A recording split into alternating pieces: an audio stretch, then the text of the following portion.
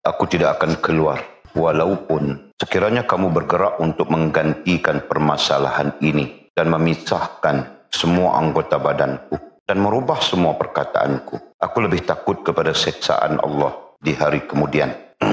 Bukan kerana aku berpengalaman, tetapi aku mengetahui kemampuan. Aku reda dan berserah diri kepadanya. Ya Allah, berikanlah aku keselamatan. Celakalah engkau menertawakan aku, padahal aku berdiri di pintu Allah, menyeru makhluk kepadanya. Kelak kamu akan melihat jawapan untukmu. Bangunlah 1 depa ke atas dan 1000 depa ke bawah bumi. Maka engkau akan melihat, wahai munafik, azab Allah dan siksanya di dunia dan di akhirat. Waktu ini selalu mengandungi sesuatu. Kelak engkau akan melihat apa yang ada di dalam kandungan waktu.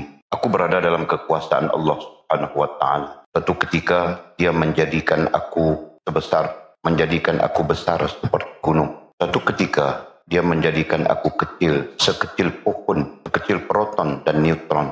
Suatu ketika dia menjadikan aku sedahsyat samudra. Suatu ketika dia menjadikan aku bagaikan setitik air. Suatu ketika dia menjadikan aku laksana mentari. Namun pada ketika lain dia menjadikan aku kecil bagaikan pijar api atau cahaya kilat. Dia menggerakkanku sebagaimana bergantinya siang dan malam.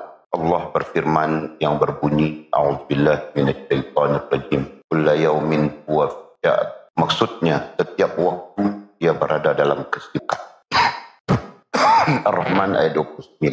Bahkan setiap detik ketika ini untukmu dan pada saat yang lain pula untuk yang lain. Wahai hamba, jika engkau mengingini agar dadamu lapang dan menghendaki agar hatimu bersih, maka janganlah engkau dengarkan apa yang diucapkan oleh makhluk dan janganlah kamu menanggapi berita yang mereka sampaikan. Tidakkah kamu tahu bahwa mereka itu tidak reda kepada pencipta mereka? Bagaimana mungkin mereka akan reda kepadamu? Tidakkah kamu tahu bahwa sebahagian mereka itu adalah manusia yang tidak berakal, tidak mempunyai basirah dan tidak beriman, tetapi mereka tidak mengaku. Ikutilah kaum yang tidak memikirkan kecuali Allah dan tidak memandang selain Allah. Bersabarlah kamu atas penginayaan makhluk terhadap dirimu karena mencari redha Allah Al-Haq. Bersabarlah kamu atas ujian yang diberikan kepadamu dengan berbagai macam petaka dan kesusahan. Inilah perilaku Allah Al-Haq terhadap hamba-hambanya yang terpilih dan merendahkan diri. Diputuskannya mereka dari segala-galanya dan menguji mereka hamba-hamba pilihannya itu dengan berbagai macam ujian dalam bentuk kesusahan, bencana, dan bahaya. Disempitkannya bagi mereka dunia dan akhirat dan apa yang berada di bawah arash hingga ke bumi. Dengan demikian akan leburlah eksistensi mereka. Kemudian mereka akan menemukan al-haq, tidak menemukan yang lain. Ditegakkannya mereka bersamanya, tidak bersama yang lain, dan membangkitkan mereka sebagai makhluk yang lain. Allah Subhanahu wa ta'ala berfirman, "Tsumma ansha'nahu khalqan akhar, fatabarakallahu ahsanul khaliqin." Maksudnya kemudian kami jadikan dia makhluk, yakni yang berbentuk lain, maka maha sucilah Allah, pencipta yang paling baik. Surah Al-Mu'minun ayat 14. Makhluk yang pertama itu adalah makhluk yang mushtarak, dan makhluk yang pertama itu adalah makhluk yang mushtarak, yang mempunyai bentuk yang umum. Sementara makhluk yang bangkit kedua kalinya ialah makhluk yang tersendiri, yang mempunyai bentuk khusus yang berbeza dengan saudaranya dan keturunan anak cucu Adam. Diubahnya pengertian yang ada pada bentuknya yang pertama dan menggantikannya sebagai hamba yang abid, yakni hamba yang rajin beribadah kepada Allah. Hatinya sempit untuk melihat makhluk, mengunci pintu hatinya daripada manusia. Baginya dunia, akhirat, surga, neraka, semua makhluk dan alam nyata ini merupakan sesuatu yang tunggal. Kemudian semuanya itu diserahkannya kepada kekuasaan batin, maka ia menelannya tanpa penjelasan apapun. Ketika ini nyatalah kekuasaan Allah sebagaimana ia nyata dalam tongkat Nabi Musa alaihissalam. Maha suci Allah yang menampakkan kudratnya pada sesuatu yang dikehendakinya dan berada di tangan orang yang dikehendak. Tongkat Nabi Musa alaihissalam menelan tali ahli sihir Fir'aun yang menjadi ular dengan banyaknya dan benda-benda lain. Namun perutnya tidak berubah. Allah berkehendak untuk mengajarkan kepada mereka bahawa semuanya ini merupakan kudrat, bukan suatu hikmah. Kerana segala sesuatu yang dilakukan oleh ahli sihir pada masa itu merupakan suatu pengetahuan ilmu teknik, manakala yang nampak di dalam ular tongkat Nabi Musa alaihissalam adalah kudrat yang menyalahi kebiasaan dan suatu mukjizat. Oleh itu, seorang pemimpin ahli sihir Fir'aun tersebut berkata kepada temannya, katanya, lihatlah Musa sedang dalam keadaan bagaimana dia. Ujarnya, ia benar-benar telah berubah warnanya, sementara tongkat itu telah melakukan pekerjaannya. Jawab temannya itu, ini adalah perbuatan Allah, bukan pekerjaan tongkat itu, dan bukan pula perbuatan Musa. Kerana seorang tukang sihir tidak akan takut kepada sihirnya, dan seorang pembuat tidak akan takut kepada buatannya. Lanjut pemimpin ahli sihir tersebut. Kemudian mereka beriman kepada Nabi Musa alaihissalam dan diikuti oleh teman-teman. Wahai hamba, bilakah engkau akan berdiri dan melangkah daripada pengetahuan yang engkau miliki, yakni hikmah, kepada kudrat al-haq? Bilakah engkau akan mempertemukan amalmu dengan pengetahuan kepada kudrat al-haq? Bilakah engkau akan menghantarkan keikhlasan di dalam amalmu menuju gerbang kedekatan, yakni taqarrub kepada al-haq? Bilakah engkau akan memperlihatkan matahari kema'rifatanmu dalam menghadapi dan mengetahui hati orang awam dan orang khus?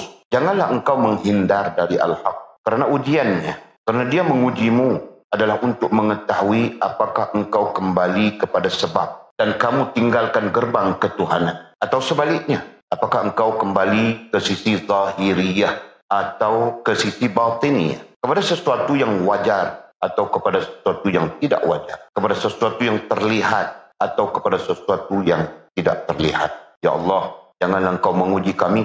Ya Allah, berilah kami rezeki untuk berdekatan dengan tanpa cobaan. Ya Allah, kami mohon kedekatan dan kelembutan, kedekatan yang tiada kejauhan, dan tidak ada kemampuan bagi kami untuk menjauhimu, dan juga kami tidak mampu untuk menghadapi kerasnya ujianmu. Maka berilah kami rezeki dengan kedekatan daripadamu tanpa disertai api bahaya. Malahan, ya Tuhanku, jika akan ada dan kami perlu merempuh api bahaya itu, maka jadikanlah kami padanya bagaikan alas kaki yang tebal dan melekat di dalam api, sementara api itu tidak membahayakan dan tidak membakar. Kemudian kata musannif, jadikanlah dia bagi kami. Alhamdulillah, semua alhamdulillah. Kita terlebih dulu panjatkan sedikit syukur kepada Allah SWT. Karena sekali lagi secara mingguan yang terjadual kita dapat kumpul berhimpun untuk meneruskan pengajian ataupun muzakarah. Kita merujuk kepada kitab Rabbani karya Maulana Muhammad Qadir Jailani rahimahullah ta'ala. Dan sekali lagi kita ulang sebut bahawa kita berada di majlis yang ke-10, ya. Inti majlis yang ke-10 ini adalah kami membincangkan dengan kita bagaimana untuk menjadikan perjalanan untuk hubungan dan perhubungan Allah Subhanahu wa taala jadi mudah, ya, menjadi mudah, menjadi ringan atau tidak memberatkan. Nah, itu perbincangannya, sehingga kita simpulkan walaupun belum kita tamat majlis yang ke-10 ini, sudah kita dapat simpulkan bahawa yang menjadikan perhubungan kita dengan Allah itu mudah, ringan, ya, ataupun apa istilah yang kita nak sabit di sana adalah takwa. Nah, itu kesimpulan. Jadi seolah-olah takwa itulah yang akan menjadikan hubungan dan perhubungan dengan Allah Subhanahu wa taala itu ringan, mudah, senang. bahkan akan sampai kepada endingnya, akan sampai kepada puncaknya, ya, dengan baik.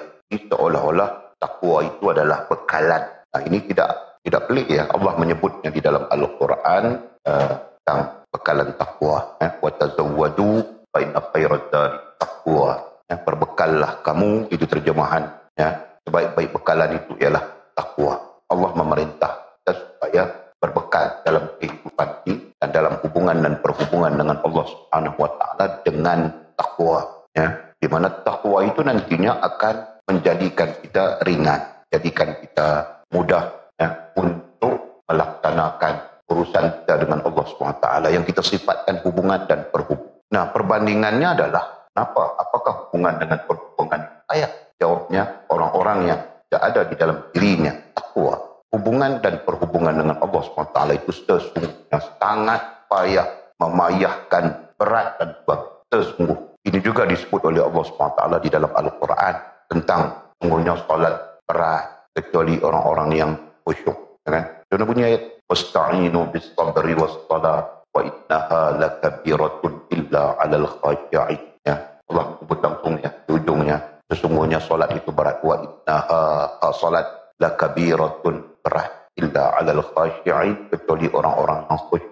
Terjemahan tafsirannya khusyuk itu adalah orang-orang yang ada hubungan dengan Allah Subhanahu wa Ta'ala. Jadi Allah menggambarkan bahwa ibadat solat itu berat. Kalau solat itu berat, yang lain ya kan? Kalau solat itu menjadi berat pada kita, nah, justru ibadat yang lain pun akan berat juga, betul kan? Nah, jadi kenapa berat? Karena tidak ada takwa. Langsung untuk menggambarkan kepada kita bahwa takwa itu penting untuk meringankan, memudahkan, menyenangkan kita melalui perjalanan ini, membina hubungan dan perhubungan dengan Allah SWT sehingga sampai kepada kemuncaknya, di mana kemuncaknya kita khitabkan dengan sempurna hubungan dengan Allah SWT. Masya Allah, tabarakallah. Jadi kita simpul dulu, walaupun kita belum habis ya, kita simpul dulu. Nah, itulah pelajaran yang musannif Maulana Mursyid kita mau sampaikan kepada. Nah, kemudian kalau kita sudah piutkan, kita sudah kata kunci kan takwa. Nah, takwa itu ada 9 atau 10 sifat. Berarti 9 atau 10 sifat perlu dibawa ke dalam diri kita. Ya. Perlu dibina, perlu dibentuk dalam 9 atau 10 sifat. Itulah yang lazim kita sebutkan sifat rohaniyah mukmin. Sifat rohani mukmin, sifat rohani orang beriman. Ya. Yaitu pertamanya taubat, keduanya syukur, ketiganya sabar, keempatnya zuhud, kelimanya khauf, keenamnya redha, ketujuhnya tawakal, kelapannya salah sudah redha, tawakal, mahabbah. 9 kan? Pertama taubat, kedua syukur, ketiga sabar, keempat zuhud, ya, kelima khauf, keenam raja, itu tertinggal tadi, keenam raja, ketujuh redha, kelapan tawakal, kesembilan mahabbah, yang ke-10 tambahannya Imam Ghazali qanaah. Nah, 10 sifat itu sama ada 9 kita mau pakai atau 10. Nah, itulah merupakan takwa. Nah, ini berarti takwa bukan satu andaian, tetapi takwa adalah praktik. Ya. Takwa bukan satu hal yang dicakap-cakap takwa.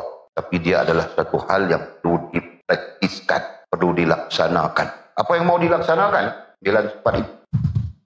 Dan sekiranya 9 sifat itu ada dalam rohan, nah itulah yang akan memudah, menyenang, ringan hubungan dan perhubungan kita dengan Allah SWT. Masya Allah, tabarakallah. Mudah-mudahan itu menjadi ilmu kepada kita. Nah, justru perbincangan ini panjang ya, terkait dengan macam mana kita mau membinanya. Nah, itulah yang dibincangkan oleh Maulana Mursyid rahimahullah ta'ala sampai kita pada malam ini, ya, sampai kita menyambung pada malam ini. Bermula dengan katanya di atas, ya, paragraf di atas. Katanya, wahai kaumku, ambillah pengajaran daripada nasihat-nasihat sabda Rasulullah SAW dan terimalah sabda baginda. Nah, itu dasar kepada bagaimana kita mau membina. Ikutlah hadis Nabi SAW, seolah-olahnya begitu. Ikutlah penunjuknya, yaitu baginda Nabi SAW, sabda-sabda baginda yang diambil sebagai pengajaran. Kemudian katanya, betapa kerasnya hatimu. Nah, kalau kita tidak ambil pengajaran-pengajaran itu, pengajaran-pengajaran daripada hadis Nabi, kita terus keras, semakin keras. Nah, akhirnya jadi pejal batu apakah? Dengan mau pecah pun susah. Nah, itu yang terjadi secara simbolik kepada manusia. Dengan kalau tidak mau mendengar Al-Quran, tidak mau mendengar hadis, tidak mau mendengar nasihat-nasihat para ulama dan sebagainya, nah, hati akan menjadi keras. Nah, itu sesungguhnya hati menjadi keras. Sebab itu kita perlu lazim dengan Al-Quran sekalipun kita tidak tahu maknanya. Karena tahu makna Al-Quran itu adalah satu pembelajaran sisi lain. Kita dapur, tapi membacanya, nah itu menjadi satu hal yang sangat penting berdasarkan kepada hadis Nabi SAW. dan para fuqaha penyusun tertib dalam ibadah itu. Nah, begitu juga mendengar hadis-hadis Nabi SAW. Kemudian mendengar nasihat-nasihat daripada para ulama, ataupun disebut dalam bahasa kerohanian para wali Allah, orang-orang yang sempurna hubungan dengan Allah SWT. Itu penting supaya tidak keras hati kita. Istilah keras hati itu dipakai di dalam kerohanian, di dalam ilmu kerohanian. Kita mau mengaku atau tidak, nah itu terserah kita. Tetapi kita melihat sebagai pelajaran kepada kita, ada manusia-manusia yang keras. Mau mati sudah, masih lagi mau karaoke menari-nari. Tahu kami? Ada kan? Pernah kau tahu ada? Pernah tengok? Oke, nah itu jadi ilmu kita. Pernah tengok. Padahal orang tua mau mati sudah, sepatutnya dikekalkan. Dia menetapkan diri untuk berhubungan dengan Allah Subhanahu wa taala, memperbetulkan mana yang tidak betul dan sebagainya. Allah tabarakallah. Jadi itu lambang ataupun itu bentuk-bentuk yang menunjukkan kerasnya hati. Nauzubillah, mudah-mudahan Allah pelihara daripada keras hati. Dibincangkan oleh para ulama, antara yang membincangkannya ialah Syekh Abdul Qadir Mandili di dalam kitabnya itu Penawar Bagi Hati. Dia berbincang tentang keras hati. Bila keras hati, ilmu pun tidak boleh masuk, nasihat pun tidak boleh masuk, itu payah, ini payah, jadi payah segala-galanya. Mungkin saja bawa sampai kematian. Paham tak? Ta'udzubillah. Okey. Kemudian katanya Maha Suci Zat yang memberikan kekuatan kepadaku. Nah, ku di situ adalah musannifnya dalam menghadapi kekerasan manusia, di mana pada ketika itu orang-orang yang keras hati ini ataupun kemudian disebut sebagai orang-orang munafik ini sangat mengancam umat, sangat mengancam orang-orang yang beriman kepada Allah SWT pada ketika itu. Ini ceritanya ketika masanya Maulana Mursyid Syekh Abdul Qadir Jailani rahimahullah. Ini tahun 480 Hijrah, 500 Hijrah atasnya. Nah, jadi pada masa itu orang-orang beriman sangat terancam dengan orang munafik, sangat terancam. Bukan orang kafir saja, bahkan orang munafik lebih dekat. Nah, apakah keadaan itu sudah habis? Nah, jawabannya tidak. Yang namanya munafik, yang namanya kafir akan mengancam orang beriman sampai hari kiamat, sampai dunia ini kiamat. Ancaman itu tetap ada. Nah, karena itu Allah peringatkan kita di dalam Al-Quran tentang bahayanya munafik, tentang bahayanya kafirin, orang-orang kafir, gitu kan? Tinggal kita mau mengambil pelajaran. Nah, waktu kita ini sekarang kita sekarang pun bahayanya orang-orang munafik. Mereka senang dengan orang kafir, tapi mereka sangat tukit, sangat benci, sangat payah dengan orang-orang. Itu di antara sifat-sifat. Mereka memuja-muja orang kafir. Mereka sangat berkira, sangat bakhil dengan orang. Itu petanda-petanda secara umum. Dan ini sedang terjadi dalam konteks negara kita. Walid secara pribadi, yang Walid sebut ini sedang terjadi dalam konteks negara kita. Nah, orang-orang munafik mereka, orang-orang yang ada di dalam dirinya kemunafikan gitu kan. Nah, mereka mendokong terus sesuatu yang boleh menyesatkan umat manusia. Mereka mendokong terus aktiviti-aktiviti yang boleh merosakkan iman. Mereka menyokong, mereka mendokong. Nah, dan ini menjadi ancaman kepada orang-orang yang beriman. Ancaman kepada kita yang beriman. Kan? Nah, itu contoh. Nah, jadi bila Musannif menyebutkan Maha Suci Zatnya memberi kekuatan kepadaku dalam menghadapi kekerasan manusia. Nah, mudah-mudahan Allah Subhanahu wa taala juga memberikan kepada kita kekuatan dalam menghadapi kekerasan manusia yang nifaq, yang kafir, yang yang mungkin terjadi ke atas kita, mungkin menimpa kita. Paham tak? Mudah-mudahan amin ya rabbal alamin. Nah, kemudian sambungannya, wahai munafik. Jadi kita sebut sudah tadi, yang memberi ancaman nantinya adalah mereka-mereka yang ada kemunafikan di dalam jiwa mereka. Apalagi pada zaman Maulana Mursyid kita, yang memberi ancaman itu adalah mereka-mereka yang ada nifak, itu satu hal. Bahkan mereka-mereka yang menjadi ulama pada ketika itu, paham tak? Yang pada ketika itu menjadi ulama yang berjawatan. Kan? Mereka di dalam khilafah Islam ada jawatan-jawatan tertentu, tetapi nifak, tapi munafik. Kan? Nah, pada era itulah tasawuf itu difatwakan. Ilmu tasawuf itu difatwakan sebagai sesat, ilmu tasawuf itu difatwakan sebagai menyeleweng, ilmu tasawuf itu difatwakan dengan berbagai-bagai. Orang yang bertanggung jawab pada zaman Maulana Mursyid Abdul Qadir Jailani rahimahullah ta'ala itu namanya guru kepada Ibnu Taimiyah. Lupa namanya. Dulu Walid ingat sangat ketika belajar tentang perselisihan. Nah, guru kepada Ibnu Taimiyah. Guru kepada Ibnu Taimiyah ini adalah muridnya Daud Az-Zahiri. Ini rentetan penyelewengan, rentetan bagaimana mereka menghantam ilmu tasawuf, kerohanian dan sebagainya. Daud Daud Zahiri, kemudian ini gurunya Al-Buti. Saya ingat kurang lebih begitu bunyinya, ditulis dulu. Al-Buti, kemudian baru Ibnu Taimiyah. Nah, Daud Az-Zahiri, sehingga ada fiqh Daud Zahiri. Fiqh Daud Zahiri tahu. Mana tahu kamu orang tahu mana? Dari mana kamu orang tahu? Aku tahu saja tadi. Fiqh Az-Zahiri ini dia lebih ekstrim daripada fiqh yang dipahami oleh kelompok Wahabi, yang dipahami oleh Ibnu Taimiyah. Karena Ibnu Taimiyah dia merujuk kepada Ahmad Ibn Hanbal ya.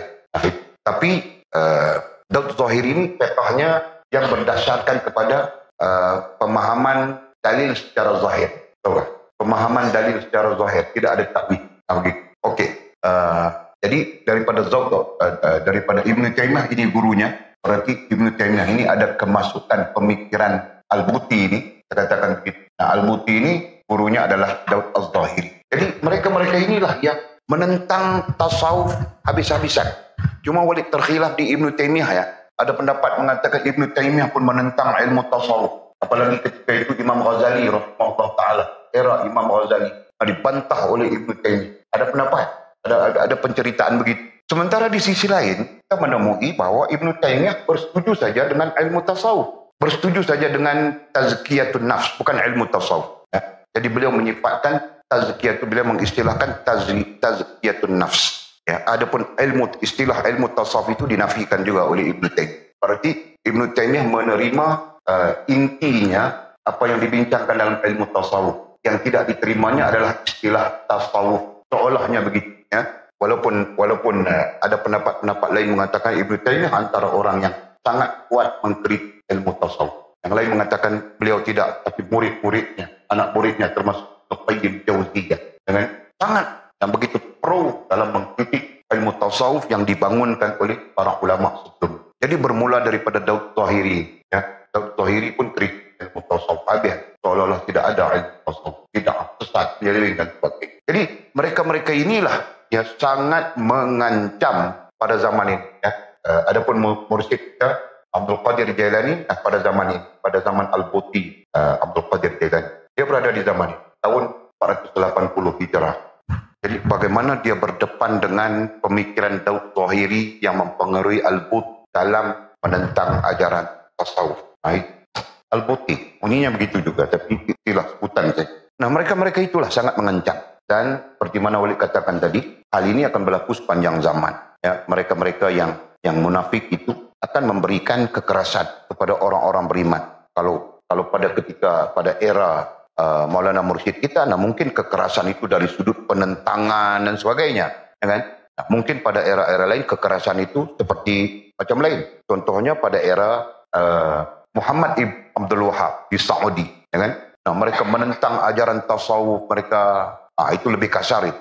Sampai kepada peringkat membunuh ulama-ulama yang cenderung kepada tasawuf, kerohanian dan sebagainya, termasuk ulama-ulama tarikat dan sebagainya. Mereka menangkapnya dan membunuhnya atas alasan musyrik, atas alasan mereka-mereka ini adalah golongan-golongan musyrik. Tuduhan mereka adalah musyrik. Kenapa? Karena membawa aliran kerohanian, aliran tasawuf di dalam pengajaran-pengajaran mereka. Nah, itu lebih dahsyat, ya kan? Jadi inilah bentuk-bentuk kekerasan. Dan kita pada masa kita, nah itu kita tidak tahu lagi, tapi wujud sudah. Sudah ada pandangan-pandangan daripada pihak-pihak yang mengklaimkan tasawuf ini bid'ah, menyeleweng, sesat dan sebagainya, kan? Kemudian mereka menuduh tarikat ini di dalam negara kita, ini dalam konteks negara kita. Hanya saja syukur pada Allah SWT ada orang yang masih mampu bertahan, berhujah dan sebagainya, kan? Nah, tetapi penentangan itu tetap saja ada. Nah, mereka inilah yang dimaksudkan oleh musannif pada dasarnya golongan-golongan munafik yang menentang. Paham tak? Jadi apa katanya? Katanya, celakalah kamu berharap aku keluar dari negeri ini.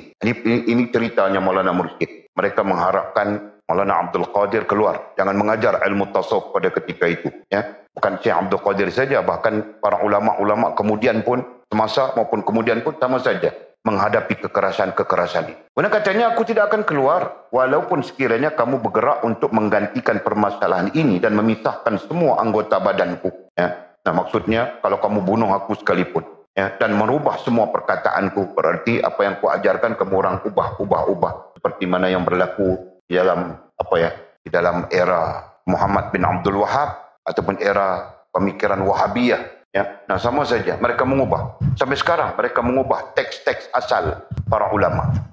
Ya, ada kajian, Walid, ada kitab, ada buku kajian tentang bukan kajian ya, siasatan kitab apa yang telah diubah. Nah, lebih daripada 200 kitab besar ahli sunnah, kitab besar induk ahli sunnah wal jamaah yang sudah diubah. Ya, mereka ubah, mereka menaja percetakannya. Nah, antaranya adalah Al-Azkar An-Nawawi. Nah, itu Walid selalu sebut. Nah, itu mudah dicari ya. Kalau kita baca kitab Al-Azkar An-Nawawi yang teks cetakan asalnya di Syria, berbeza dengan cetakan Beirut dan cetakan Saudi. Berbeda, sangat berbeda. Banyak tempat. Salah satu yang berbezanya adalah hukum ziarah makam Nabi SAW. Kan? Cetakan Beirut, cetakan Saudi, mereka menghukumkan ziarah makam Nabi SAW itu bid'ah, sesat dan sebagainya. Sedangkan teks yang asal mengatakan ziarah makam Nabi itu sunnah. Nah, itu kan. Jadi tidak pelik juga kan? Kenapa Wahabi, kelompok-kelompok Saudi ini mereka berhujah bid'ah menziarahi makam Nabi, yang dibenarkan hanya menziarahi masjid saja, bukan menziarahi makam Nabi dan sebagainya. Nah, itu contoh. Nah, mereka merubah tafsir Ibnu Katsir, mereka merubah tafsir berbagai-bagai tafsir, kitab berbagai-bagai kitab, termasuk apa? Termasuk Muhazzab, syarah Muhazzab di Imam Syirazi, berbeza dengan cetakan di tempat lain dengan cetakan di Beirut dan Saudi. Itu contoh. Padahal Muhazzab itu menjadi kitab rujukan, ya, menjadi kitab rujukan orang ulama-ulama fiqh. Begitu. Jadi di sanalah kenapa dan mengapa kita perlu berhati-hati. Ya, mereka memusuhi si munafik ini, mereka memusuhi kita, orang mukmin, orang beriman, apalagi orang-orang yang melihat kerohanian itu sebagai satu hal yang penting, yang perlu diperbetulkan dan sebagainya. Ya, mereka memusuhi dan kita akan dimusuhi. Bentuk pemusuhan barangkali berbeza. Nah, begitu saja. Tapi hakikatnya tetap kita akan berdepan dengan permusuhan itu. Mereka tidak senang, mereka tidak puas hati dan sebagainya. Itu keadaannya orang-orang munafik. Nah, itulah yang berlaku kepada Maulana Mursyid kita. Mereka sampai-sampai mau membunuhnya, apalagi merubah perkataan. Dengan mereka ubah macam-macam. Ya, Walid pernah juga diberitahu oleh Syekh Walid, kitab Maulana Syekh Abdul Qadir Jalani yang cetakannya di Beirut dan di Saudi satu pun jangan dibaca. Tidak boleh dirujuk. Baca boleh, tapi rujuk jangan. Ya, mengambil maklumat daripadanya jangan. Kalau mau ambil yang dicetak di lain. South Africa atau di Morocco, di Libya, jangan yang daripada Saudi. Itu pesan Maulana daripada Beirut dan Saudi. Pesan Guru Walid. Nah, sekali Walid turi-turi juga baca. Betul, memang menyeleweng. Kan? Memang menyeleweng. Oke. Kemudian katanya, aku lebih takut kepada seksaan Allah di hari kemudian. Nah, itu takwa yang ada pada Maulana Mursyid Abdul Qadir Jalani rahimahullah ta'ala. Jadi dia tidak mau meninggalkan madrasah, dia tidak mau meninggalkan tempat tarbiyah, dia tidak mau meninggalkan pengajaran, dia tidak mau gala-galanya. Ya kan? Kalau mau bunuh dia pun silakan. Kalau mau merubah perkataannya silakan. Tetapi dia sama sekali tidak berganjak daripada pegangannya. Masya Allah, tabarakallah. Karena itu kita sekarang boleh baca kitabnya, ambil pelajaran. Betul kan? Nah, ini adalah sunnah Nabi SAW. Hakikatnya itu sunnah Nabi dalam berakidah. Ya, dalam perkara akidah. Nah, tidak ada apapun boleh merubah kita. Begitu dan begitu. Oke. Kemudian katanya bukan karena aku berpengalaman, tapi aku mengetahui kemampuanku. Katanya. Nah, itu tentang dia menyadari dirinya. Aku reda dan berserah diri kepadanya. Nah, kerana itu aku reda dan berserah diri kepada Allah Subhanahu Wa Taala. Ya Allah, berilah aku keselamatan. Dan Maulana Mursyid memohon keselamatan daripada Allah. Nah, jadi kesimpulannya di sana apa? Nah, dia pun menghadapi penentangan golongan-golongan munafik. Kita tidak kisah orang kafir ya. Nah, kalau sekarang pun orang kafir mengatakan, oh Islam ini tidak sesuai Islam ini. Nah, kita tidak kisah itu orang kafir. Yang menjadi masalah besar kepada kita sekarang orang Islam, Jul. Yang mengkritik Islam itu adalah orang. Yang mengkritik tentang aurat itu adalah orang. Yang mengkritik tentang sholat, tentang ibadat itu adalah orang Islam. Nah, bahkan orang kafir diam saja sekarang. Tapi orang Islam yang berlebih-lebih mengkritik Islam itu bermasalah. Ya kan? Jadi ini gambarannya untuk menunjukkan kepada kita seperti yang disebutkan tadi bahwa kemunafikan itu tidak akan. Jadi kalau tidak habis bagaimana? Nah, kita orang-orang yang benar-benar mau beriman, mau memperbetulkan diri dan sebagainya akan berhadapan dengan keadaan-keadaan ini. Kemudian katanya celakalah engkau. Masih lagi musannif bercakap tentang kekerasan yang ditimpakan oleh orang munafik kepadanya. Kita pun mungkin sampai tahap itu, sampai satu masa Mereka menguasai keadaan dan mereka mengharamkan itu, mengharamkan mau tauliah lah, mau itulah, mau inilah, mau dakwah kepada masyarakat, mengajak masyarakat kepada kebaikan saja, mau tauliah begitu begini, tak macam-macam mereka akan perketatkan ya, syarat dan sebagainya dan kekuasaan yang ada pada mereka. Ini tidak pelik, paham tak? Jadi katanya celakalah engkau. Celaka di situ merujuk kepada apa ya? Bukan peringatan lagi. Memang Maulana Mursyid pun marah, ya kan? Katanya engkau menertawakan aku, ya. Kalian ketawa-ketawakan aku, kalian gelak-gelakkan aku. Ini memang perangainya orang munafik, digelakkan kepada kita, diketawa-ketawakan orang yang beriman, ya kan? Itu perangainya. Baik. Padahal aku berdiri di pintu Allah katanya. Jadi pengajarannya kepada kita sama saja, ya. Kau mau ketawa kah, mau apa, itu terserah kau. Kami sedang berada di pintu Allah. Kami sedang berada di gerbang Allah. Kami sedang berada di dalam kebenaran. Nah, untuk apa kita mau berubah? Untuk apa kita mau berganjak? Untuk apa kita mau mengikut mereka? Misalnya. Padahal aku berdiri di pintu Allah, kata Maulana Mursyid. Ya. Menyeru makhluk kepadanya. Menyeru, mengajak makhluk kepadanya. Disebutkan istilah makhluk, ya, bukan manusia saja. Dulu Walid tanya, menyeru makhluk itu tanya Syekh Walid. Kan? Disebut apa? Nad'u makhluqan katanya. Kami menyeru makhluk. Apa itu maksud menyeru makhluk? Syekh Maulana. Nah, katanya menyeru sekalian makhluk Allah. Nah, Walid terpinga-pinga saja. Kan menyeru manusia kah? Kan katanya.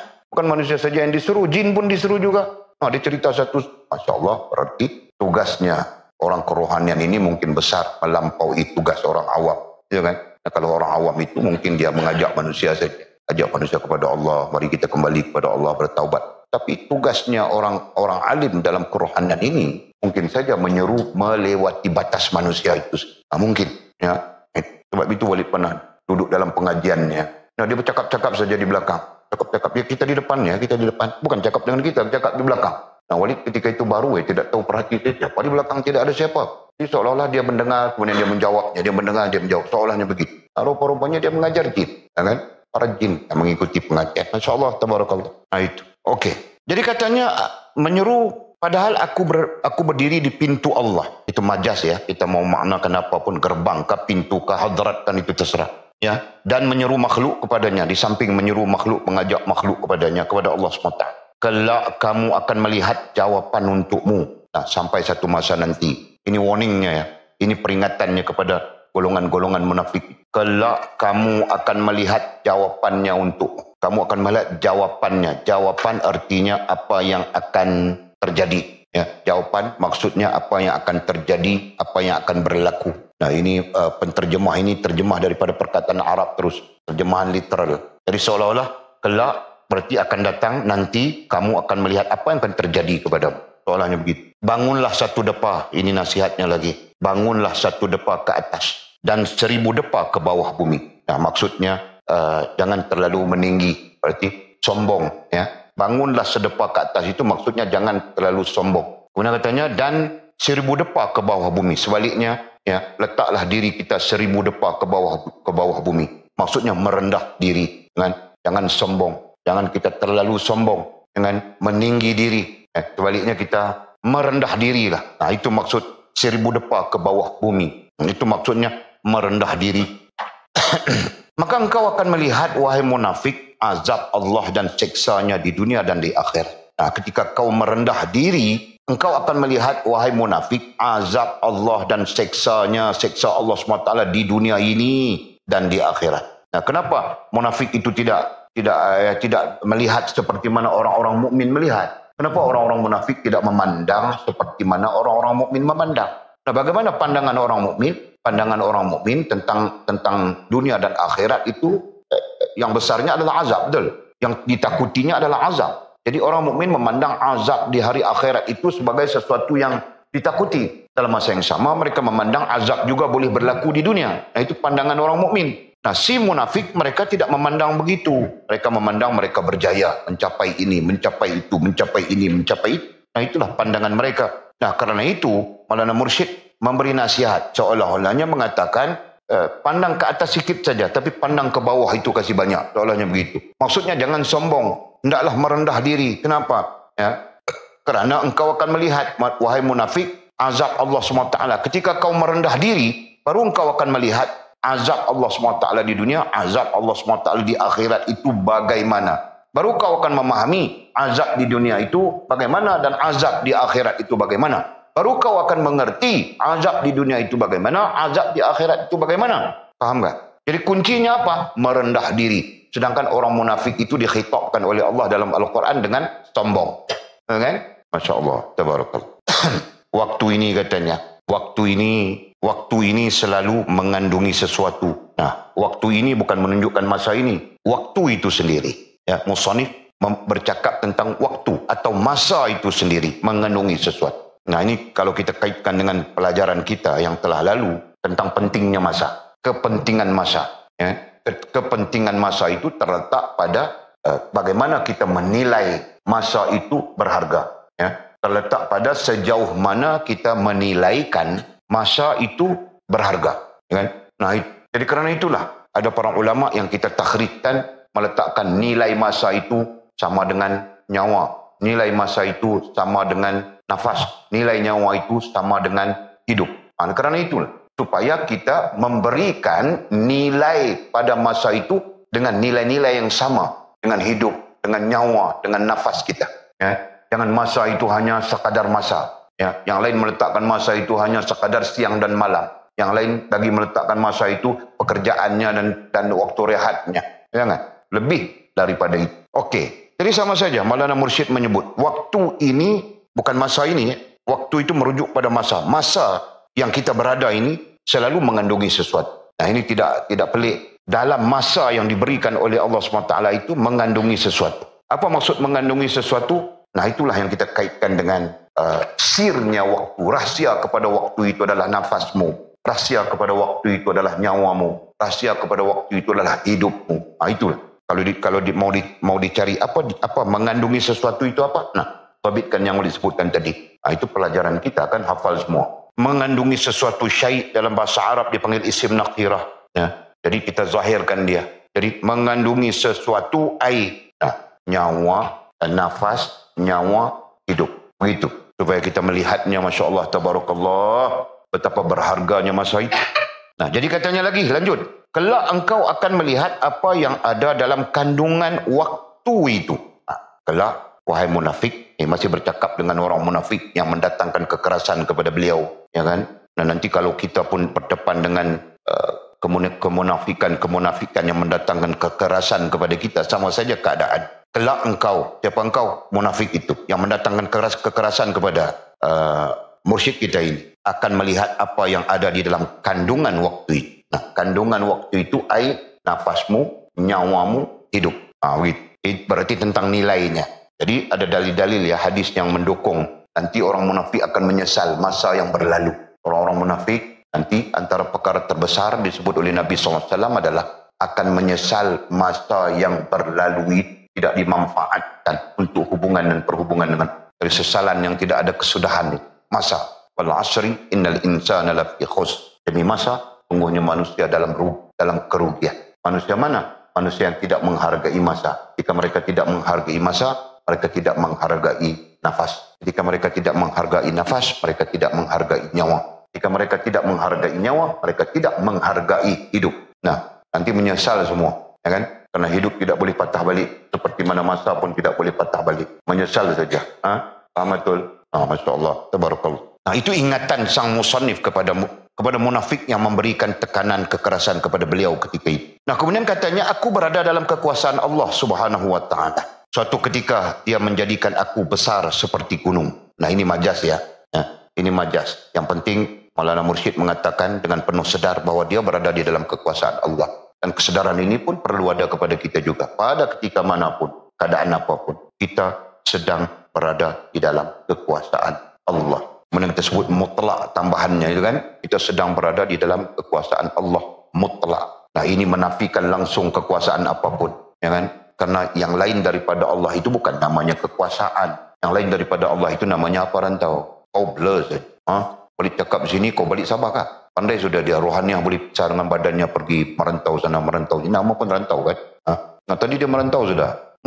Jadi kita sebut apa itu? Kita sebut tentang apa tadi kita sebut? Maulana Mursyid mengatakan aku berada dalam kekuasaan Allah. Nah, berarti Maulana Mursyid berpegang dengan kemutlakan, kemutlakan kekuasaan Allah. Mutlak artinya tidak ada bandingan, tidak ada persamaan, tidak ada bagi Allah SWT semata-mata. Betul. Itu maknanya mutlak. Jadi ku tanya apa tadi para rantau? Dari sisi makhluk, lemah. Lemah mutlak makhluk ya. Makhluk itu lemah mutlak. Kalau Allah kuasa mutlak, makhluk itu lemah mutlak. Nah begitu pegangan. Ini tentang pegangan, ini tentang akidah sebenarnya. Ya. Jangan kita anggap remeh-temeh sebagai maklumat mata-mata. Okey. Jadi Maulana Mursyid kita ternyata akidahnya benar. Apabila beliau menyifatkan, aku berada dalam kekuasaan Allah. Betul. Kita pun semua berada dalam kekuasaan Allah. Mana ada kuasa kita? Kita tidak ada kuasa. Yang ada hanya lemah, kelemahan. Ya kan? Kemudian Allah menganugerahkan sikit kepada kita. Kalaupun ada untuk melakukan sesuatu itu namanya keupayaan. Upaya saja. Ya kan? Berupaya buat itu, berupaya buat ini, upaya itu, upaya ini, upaya menikah sampai banyak. Kan? Ada orang menikah sampai 36 orang. Ya betul, menikah, cerai. Nah, tidak sesuai apa kita pun tidak tahu. Ini anak-anak telefon Walid, anaknya telefon Walid tanya. Ini ayahnya mau menikah lagi yang ke-37.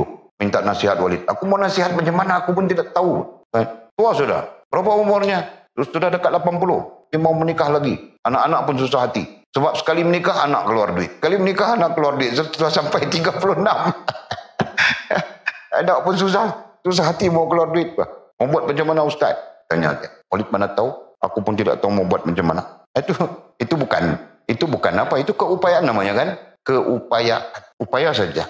Okey. Kemudian katanya, aku berada dalam kekuasaan Allah Subhanahu wa taala. Akidah ini adalah akidah Maulana Mursyid adalah akidah kita. Kita pun perlu berpegang begitu. Mau takut apa? Kita mau susah hati apa? Biarlah dia orang datang kekerasan begitu begini. Nah, biarlah. Kalau Allah izin kepada mereka, kekerasan itu kena kita sebagai ujian gitu kan. Kalau Allah tidak izin, berarti tidak akan berlaku apa-apa. Karena Allah yang berkuasa mutlak. Mana katanya suatu ketika dia menjadikan aku besar seperti gunung. Ini gambaran. Ya, gambaran. Ataupun majas. Istilah Maulana Mursyid menggunakan majas-majas ini untuk menggambarkan kekuasaan Allah Subhanahu wa ta'ala. Dia boleh menjadikan kita seperti gunung yang besar.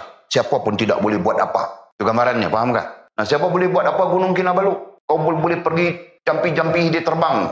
Tidak mungkin kan? Sampai sekarang Gunung Kinabalu itu ada. Semenjak kau tidak ada lagi Mizi. Kau baru 20 tahun saja. Nah, Gunung Kinabalu itu tidak tahu berapa ribu tahun sudah.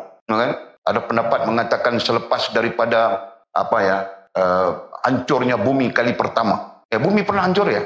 Dan ini diakui oleh sains. Al-Quran cerita awal lagi. Ya, ketika berlakunya satu ledakan besar.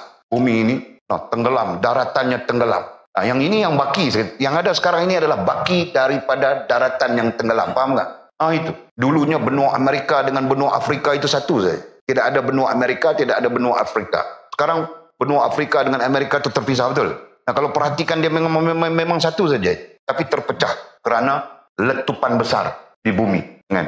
Ada yang mengatakan letupan itu adalah Krakatau. Letupan Krakatau. Gunung berapi Krakatau. Pendapat lain mengatakan ada 3 penjuru dunia yang meletup. Letupan yang sama pada ketika itu. Satu di Krakatau. Berarti di Jawa, Asia Pasifik. Satu lagi di Kutub Utara. Apa namanya negara sekarang? Kita pun tidak. Kan? Ada yang mengatakan satu lagi di Peru kah? Di Brazil kah? Kan? Memuntahkan lava-lavanya, menjadikan daratan itu padang jarak, padang terkukur. Habis mati tidak tahu banyak mana-mana pada ketika itu. Wallahu alam, ini cerita. Kan? Tapi fakta sains menunjukkan memang ada tanda-tanda itu. Kan? Nah, macam itulah juga dulu mungkin saja Filipina, Sabah, Sarawak, Borneo kita bilang sekarang itu satu saja dulu. Kan? Berarti darat-darat semuanya. Dari pulau ini ke pulau itu darat saja. Tidak. Tapi kerana berlakunya letupan itu tenggelam, sunah dan sebagainya. Paham kami? Kata alim ulama kita dalam hal ini mengatakan dulu suatu ketika daratan 70%. Ya kan? Daratan 70%, lautan 30% saja. Satu ketika. Nah, setelah berlaku bencana itu, kan? Lautan jadi 70%, daratan tinggal 30% saja. Nah, sekarang daratan 30% kan? Itu bukan fakta kita ya. Ini fakta geologi. Orang-orang yang mengkaji benda-benda itu, mereka meletakkan fakta 30% of the earth. Kan? Di atas bumi ini daratan 30% saja. Bakinya adalah air semua. Termasuk air lah, itulah. Kan? Kutub utara, kutub selatan. Nah, mau belajar itu belajarlah. Pelajaran ada kan? Walid mana tahu, kau mau tengok itu, mau dengar itu dari Walid mana tahu. Walid pun belajar dari orang. Okey. Nah, itulah maksud musannif ya. Skala besarnya disebut begitu.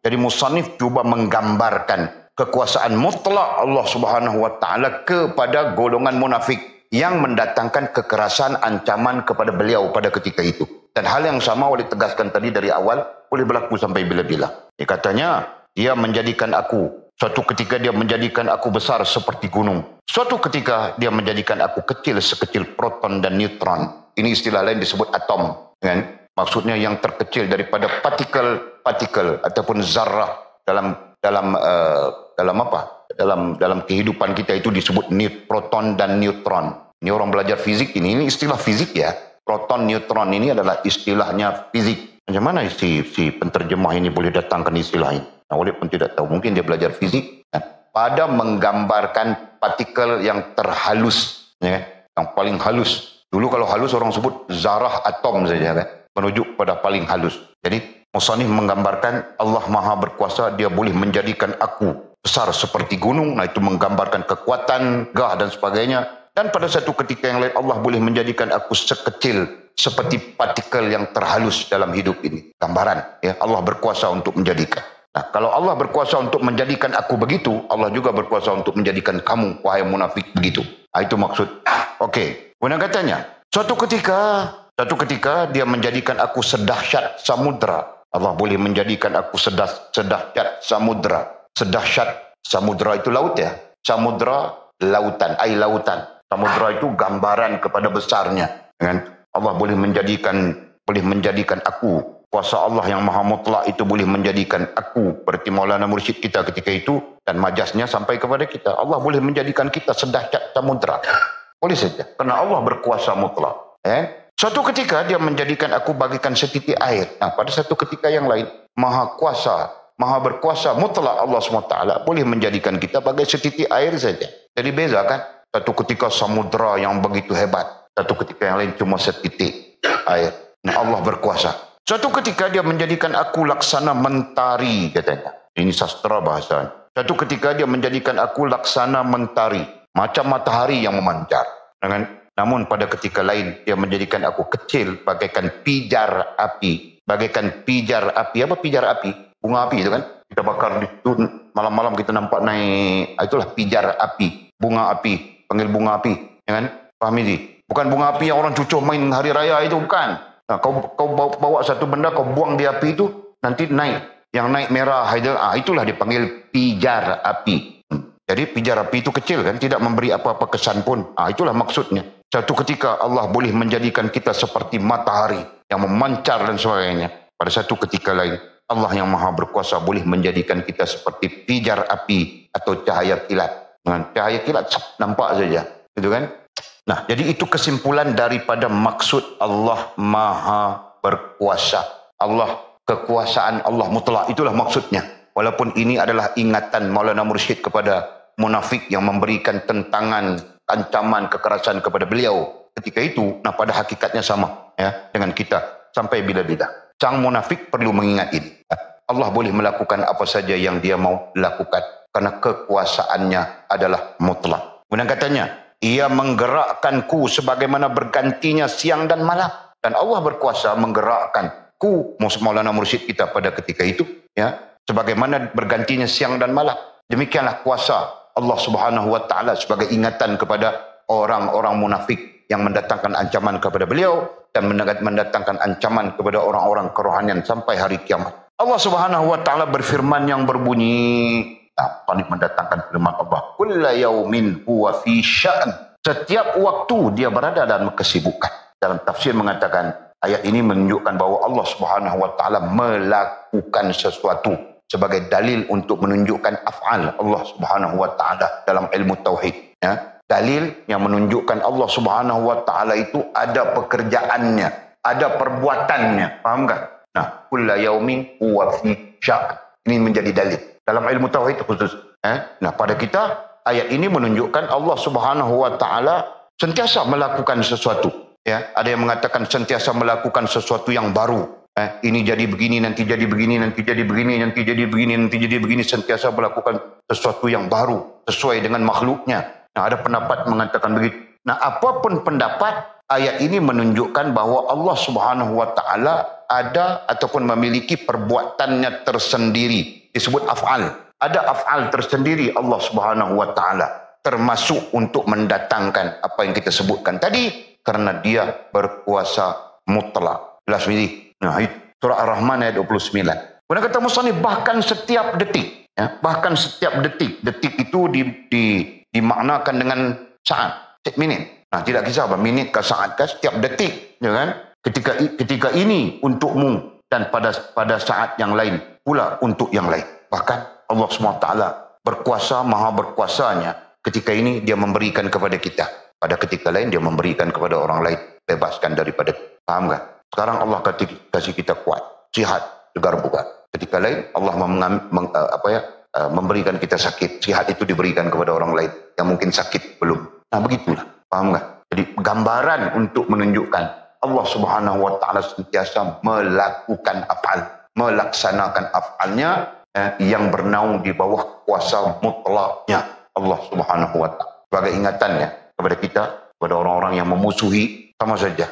Okey. Kemudian kata musannif, wahai hamba, ai hamba Allah Subhanahu wa taala, jika engkau mengingini agar dadamu lapang. Kalau kita maukan mengingini itu menginginkan. Ini cerita tentang ingin, cerita tentang mahu. Boleh saja. Jika engkau mahu agar dadamu lapang. Dadamu lapang bukan besar dada. Dadamu lapang artinya tenang, artinya damai, artinya bahagia. Ini nanti Mizi terjemah dadamu lapang, dia pun balik buka dada. Kan Bami? Kau itu nampak tulang kerangka saja. Buka dada boleh bilang bahawa punya tulang rusuk. Aku pun heran, kau belahan tu kah? Makan banyak tapi kurus.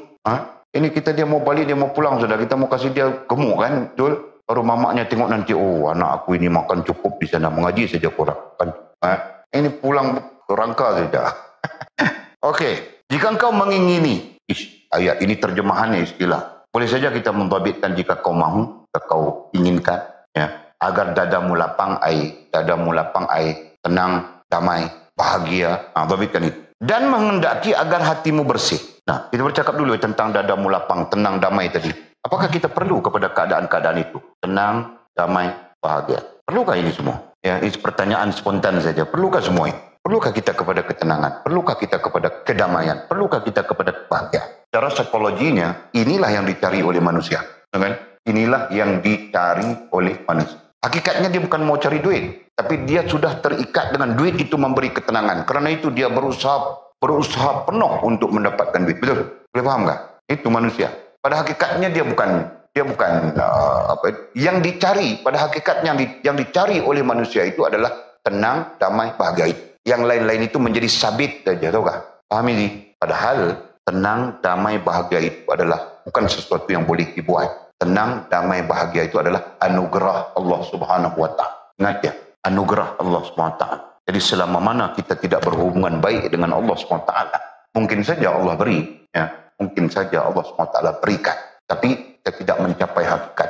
Nah, karena itulah ketenangan itu, kebahagiaan itu, kedamaian itu dikaitkan dengan orang yang berhubungan baik dengan Allah Subhanahu wa taala. Allah menyebut dalam Al-Quran, ala tatma'innal qulub illa bidzikrin. Tidak ada yang menenangkan hati. Itu antaranya melainkan orang yang mengingat Allah. Ditafsirkan mengingati Allah itu dengan berzikir. Lebih halus ulama-ulama kerohanian menafsirkan mengingati Allah SWT itu ialah dengan berhubungan dengan Allah Subhanahu wa taala. Nah, itu yang membawa tenangan hati. Paham tak? Ini mau tenang hati pergi konsert Coldplay. Terkinja-kinja saja anak Melayu. Macam sakai saja. Tahukah? Dengan tudung-tudungnya. Terkinja-kinja. Anak Cina tengok saja. Nah, itu dalam video kan? Ada dalam video ni. Facebook ni. Anak Cina tengok. Apa pun tidak bunyi. Yang anak Melayu itu terkinja-kinja macam beruk mayat. Tahu tak? Kamu. Sebab itu Walid kalau anak dara sebelah Kuala Lumpur mau menikah dengan Walid, aku tidak mau. Kan Ciki kan? Ciki pun tidak mau. Kami semua tidak mau. Nanti dia pulang sini pakai tudung, jalan tendung. Kan? Ketika dia di Kuala Lumpur, dia masuk dalam konsep itu terkinja-kinja macam beruk mayat. Mau buat apa? Tidak maulah aku. Asyik percuma pun aku tidak mau, Jul. Kau mau, Jul? Bagus. Ini orang ni bagus. Orang tidak terkinja-kinja korotan. Okey. Jadi katanya, jika engkau menginginkan agar dadamu lapang, tenang, damai, bahagia. Itu ya. Satu. Itu pertama. Kalau kita inginkan itu. Kita mahukan itu. Yang boleh sebut tadi ya. Secara psikologinya menjadi kemahuan. Menjadi keinginan semua manusia yang waras akalan. Jelasnya. Kecuali dia tidak waras saja. Kalau dia tidak waras. Nah itu pun fakta kajian mengatakan orang gila pun dia perlu kepada ketenangan. Kau jangan kacau-kacau dia apa. Ini kita pergi kacau. Woi gila, woi gila. Kaulah yang gila dia bilang. Kita yang gila pergi kacau-kacau dia kan. Dia dalam tenang dalam keadaannya. Kita yang pergi kacau dia marah kita. Okey, itu yang kita mahukan. Okey, dan menghendaki agar hatimu bersih. Itu yang kedua. Satu, kita mau kita tenang, damai, bahagia, supaya kita senang berhubungan dengan Allah. Kan? Yang kedua, kita mahu agar hati kita bersih. Ya. Hati, nah ini secara ilmunya kita bincang selalu kita sebut, hati adalah simbolik kepada rohani. Ya kan? Nah, jadi kau mau hatimu bersih, berarti kau mau rohaniahmu bersih. Bersih dari apa? Bersih daripada kotoran-kotoran. Ada yang menyebut najis. Ya. Maulana Mursyid Syekh Abdul Qadir Jalani pada sisi lain dia menyebut najis. Teks mana? Teks Futhul Ghaib itu kan. Nah, dia menyebut najis saja. Kita rendahkan sikit. Kotoran-kotoran rohani. Di mana kotoran rohani itu menempel, melekat? Di akalmu dan di hatimu. Apabila kotoran itu melekat di akalmu dan di hatimu, dia akan menonjolkan, ya, akan mengeluarkan, memanifestasikan, menjelmakan sifat-sifat buruk pada jasmaniah. Ya. Dia akan menonjolkan sifat-sifat buruk pada jasmaniah. Dia menonjolkan sombong, dia menonjolkan ego, dia menonjolkan riya dan bagai-bagai lagi. Ya kan? Nah, jadi perlu kepada kebersihan hati, perlu kepada kebersihan rohaniah, ya, supaya kita boleh berjalan kepada Allah Subhanahu wa taala dengan baik, ya, sehingga kita mencapai sempurna hubungan dengan Allah Subhanahu wa taala. Maka kata musannif, maka janganlah engkau dengarkan apa yang diucapkan oleh makhluk. Jadi kalau kita mau, kalau kita inginkan yang kita sebutkan tadi 1 2 3 tenang, damai, bahagia, message daripada dadamu lapang, dan kita mahukan hati kita bersih, rohani kita bersih. Jadi katanya, pertama disebutkannya, janganlah engkau dengarkan apa yang diucapkan oleh makhluk. Nah, kita jangan dengar apa yang diucapkan oleh makhluk. Ini terjemahannya. Hakikatnya yang tidak terhubung dengan Allah SWT. Tobitnya. Jadi jangan kau dengar apa yang diucapkan oleh makhluk. Nanti yang bercakap itu mamamu. Kau tidak mau dengar. Macam mana? Yang bercakap itu ayahmu. Kau tidak mau dengar macam mana? Yang bercakap itu gurumu. Kau tidak mau dengar macam mana? Jadi maksudnya di sini adalah janganlah engkau dengarkan apa yang diucapkan oleh makhluk yang tidak menghubungkanmu dengan Allah Subhanahu wa taala. Jadi aikan di supaya kita tidak keliru, ya. Ada huraian lain mengatakan janganlah masuk ke dalam hatimu dan sebagainya. Jadi kita sebut umum saja. Janganlah engkau dengarkan apa yang diucapkan oleh makhluk yang tidak menghubungkanmu dengan Allah. Nah, adapun makhluk yang menghubungkan kita dengan Allah, silakan, ya kan? Kadang-kadang jin pun datang kasih nasihat kita, tahukah? Jadi kita dengarlah. Kenapa pula kita tidak mau dengar? Karena dia bercakap tentang urusan kita dengan Allah SWT, pandangannya, nasihatnya. Kita dengar saja. Begitu. Kan Jul? Nah, kalau dia datang tiba-tiba ajak kita karaoke. Nah, itu perlu kita jangan dengar. Betul kan? Begitu juga manusia. Kalau manusia pun sama saja. Jul, ini malam kita ada kuliah di masjid sekian-sekian. Nah, dengar. Gila, bagus. Nah, datang Jul. Ini malam kita di Tanjung Aru. Ya, tangkap awi-awi. Nah, kamu dengar ke Jul? Tidak mau kan? Nah, tenang saja Pak. Pemahamannya bukan payah. Jadi artinya yang baik, yang menghubungkan kita dengan Allah, bukalah telinga kita untuk mendengar. Sebaik. Yang tidak menghubungkan kita dengan Allah SWT, tutuplah telinga kita daripada mendengarnya sebaik mungkin. Nah, itu saja. Ya. Benar katanya. Dan janganlah kamu menanggapi berita yang mereka sampaikan. Nah, ini terkait dengan hal tadi juga. Ya. Kita katakan ini yang kedua. Jangan menanggapi. Apa maksud menanggapi? Nah, kita ambil terpengaruh. Menanggapi, kita terpengaruh dengan berita yang mereka sampaikan. Ini nampak macam simple saja, tapi hakikatnya ini penting. Karena kita sesuatu yang buruk itu dimulai oleh mata kita dan dimulai oleh telinga kita. Karena itulah Allah menyebut dalam Al-Quran tentang mata dan telinga ini. Ya, langsung mata, telinga, akal, 3 digabungkan. Inna sam'a wal basara wal fuada kullu ulaika kana anhu mas'ula. Semua itu akan disoal oleh Allah SWT. Nah, itu gambaran untuk menunjukkan mata satu hal yang penting, telinga satu hal yang penting, pikiran, akal kita satu hal yang penting, yang perlu kita jaga supaya tidak terpengaruh dengan dengan makhluk yang disebutkan tadi oleh musannif, tidak terpengaruh dengan keburukan. Betul. Okey, kemudian kata musannif, tidakkah kamu tahu bahawa mereka itu tidak reda kepada pencipta mereka? Jadi kamu dengar buat apa? Kalau mereka itu sebenarnya makhluk yang tidak reda kepada Tuhan, tidak reda kepada pencipta mereka, untuk apa kita mendengarnya? Tutup telinga kita daripada mendengar. Tidak ada kebaikan apapun. Tidak ada kebaikan yang menghubungkan kita dengan Allah SWT pun. Ya? Nah, bagaimana mungkin mereka akan redha kepadamu? Kalau dengan Allah mereka tidak redha, mana mungkin mereka akan redha kepadamu? Satu pertanyaan sangat ilmiah. Melainkan mereka mau merosakkan kita saja. Jadi, kalau kita mau kepada redha Allah, kita perlu sesuatu yang menjurus kepada hubungan dengan Allah SWT. Bukan yang bercanggah. Tidakkah kamu tahu, lagi ingatan musannif, tidakkah kamu tahu bahwa sebahagian mereka itu adalah manusia yang tidak berakal? Masya Allah, la haula wa la quwwata illa billah. Tidakkah kamu tahu? Nah, artinya apa? Arti kita perlu tahu, perlu sedar bahwa sebahagian manusia yang berdekat, berdamping dengan kita itu, ya, ataupun mungkin separuh manusia atau apa yang mau kita sebutkan, yang berkomunikasi dengan kita itu sebahagiannya adalah manusia yang tidak berakal. Apa maksud manusia tidak berakal di sini? Nah, maksudnya manusia yang tidak memikirkan urusannya dengan Allah Subhanahu wa taala. Itu berdasarkan kepada perkataan Imam Ghazali rahimahullah taala. Imam Ghazali memberikan maksud tidak berakal itu adalah manusia yang tidak pernah memikirkan urusannya dengan Allah. Ya, Imam Ghazali Ihya Ulumuddin jilid berapa oleh lupa. Nah, jadi kita berhati-hati ya. Jangan kita sampai manusia yang tidak berakal itu mempengaruhi kita, ya. Manusia yang tidak berakal mempengaruhi kita. Nah, dengan sendirinya kita akan cenderung kepada manusia yang tidak berakal dan tidak menghubungkan kita dengan Allah Subhanahu wa taala.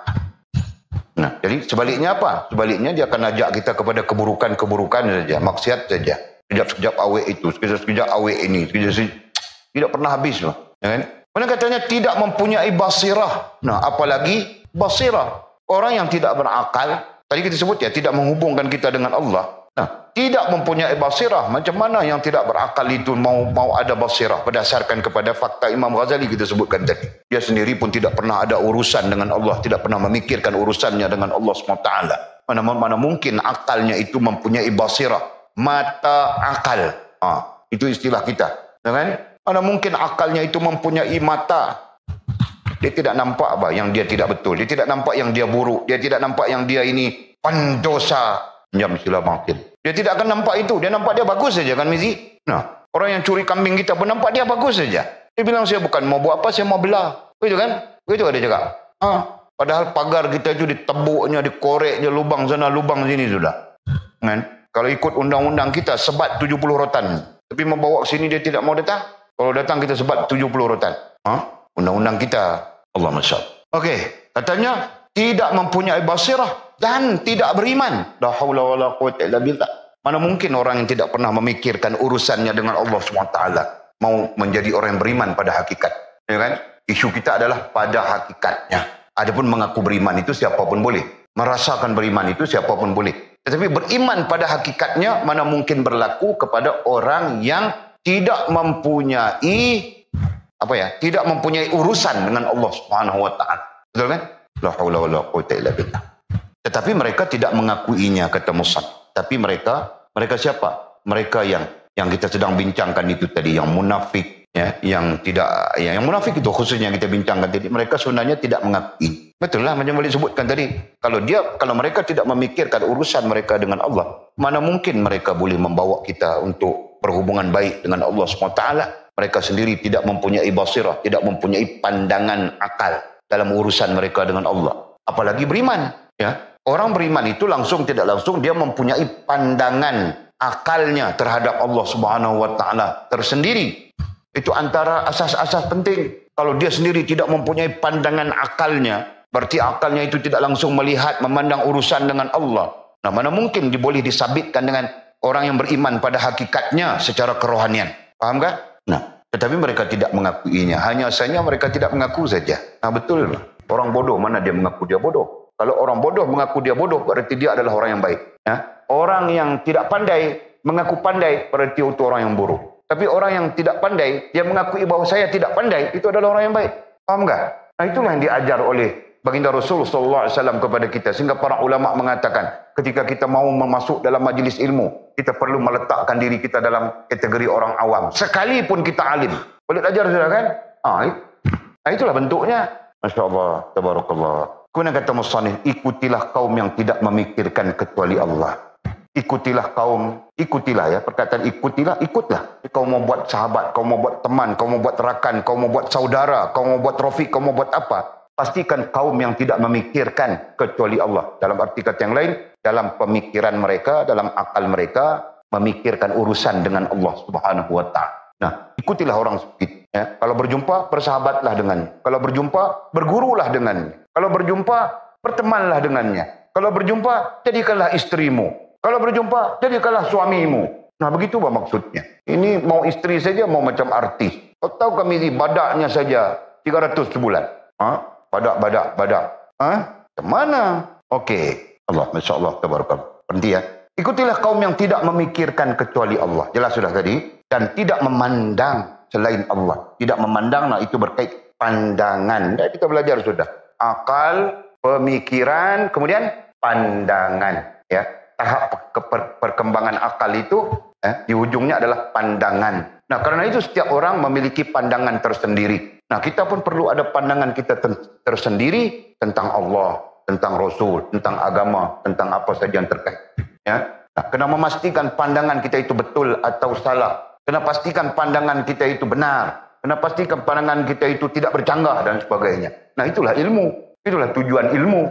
Untuk memastikan pandangan kita itu betul. Pandangan kita itu benar. Nah, balik kepada hal ini. Ikutilah kaum yang tidak memikirkan kecuali Allah. Nah, maksudnya ada pikir urusan dengan Allah. Dan tidak memandang selain Allah. Maksudnya pandangan akalnya menjurus kepada Allah Subhanahu wa taala. Lain daripada itu jangan kau ikut atul.